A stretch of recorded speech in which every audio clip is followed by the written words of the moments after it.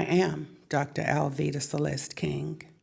I come before you today not only as a policy leader, as a daughter, a niece, a granddaughter, a mother, a grandmother, and a woman of faith. I wish to begin by expressing sincere appreciation to President Donald J. Trump. My mother's last message to him, and my mother was a very devoted Democrat, but she was so blessed when President Trump signed our home that had been bombed in Birmingham, Alabama in 1963, and she thanked him for putting the home of her husband and our family on the registry when he signed that, and it's on the cover of one of our books. Attorney General Pam Bondi and Director Tulsi Gabbard for their commitment to transparency and openness in government. The release of the files related to the assassination of my uncle, Reverend Dr. Martin Luther King Jr., represents a meaningful and historic step towards faith and truth and justice. Especially difficult truth has a way of getting and setting us free. Transparency invites trust, and trust is essential for national healing.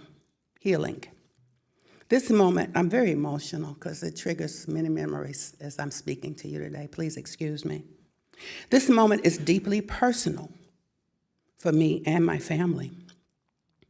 My uncle, Dr. Martin Luther King Jr., was first and foremost a preacher of the gospel. Before he was a global civil rights leader, he was guided by faith, prayer, and family as a husband, a father, an uncle, a servant of God. He believed with all his heart that we are one blood, one human race, created by God and called to love one another, even when that love is costly. My father, the Reverend AG King, was a pastor and civil rights leader who stood faithfully beside his brother in the civil rights movement. Daddy, too, preached nonviolence, reconciliation, and courage rooted in faith.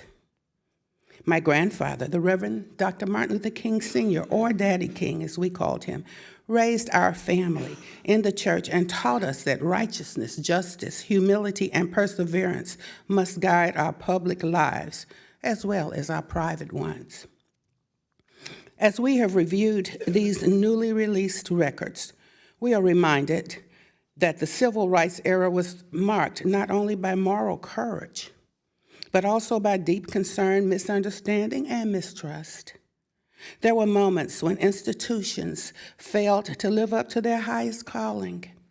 Instead of protecting voices calling for justice and for peace, actions were taken that caused pain, confusion, and heartbreak for my family and for many others who labored peacefully for equal rights. I say this not in anger, but in honesty and with sincere grace from God. We cannot heal what we refuse to acknowledge, and yet we must approach the truth with humility and forgiveness, remembering that our goal is not condemnation, but rather restoration and healing. My uncle taught us that love must be the center of every pursuit of justice. Nonviolence was not merely a tactic for him, it was a way of life. He reminded us that hate cannot drive out hate. Only love can do that. Darkness cannot drive out darkness. Only light can do that. In a time when our nation feels deeply divided, I believe this moment offers an invitation to unity, to prayer, and to a renewed commitment to the ideals that bind us together. I pray that the work of this committee will help lead our nation forward in wisdom, humility, and peace. Thank you for allowing me to share my heart today. I look forward to your questions.